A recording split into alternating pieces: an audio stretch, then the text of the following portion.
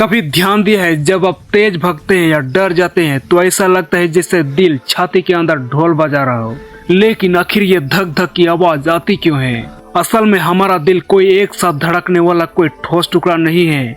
ये 4 हिस्सों में बटा होता है जिन्हें चैम्बर कहते हैं। इनके बीच कुछ वाल्व लगे होते हैं जो दरवाजे की तरह खुलते बंद होते हैं। जब दिल सिकुड़ता है और खून को धकेलता है तो पहला लूप वाली आवाज बनती है, और जब ये बल्ब बंद होते हैं ताकि खून वापस न जाए तो दूसरी डब सुनाई देती है। यानी वो लूप डब जो डॉक्टर स्टेथोस्कोप से सुनता है वो असल में आपके दिल के दरवाजों के खुलने बंद होने की आवाज है। और अगर आप सोच रहे हैं कि ये इतनी साफ क्यों सुनाई देती है तो वजह है खून का तेज बहाव और दिल की लगातार मेहनत। सोचिए, दिन में करीब 1 लाख बार धड़कता है हमारा दिल और हर बार कहता है मैं अब भी काम कर रहा हूँ।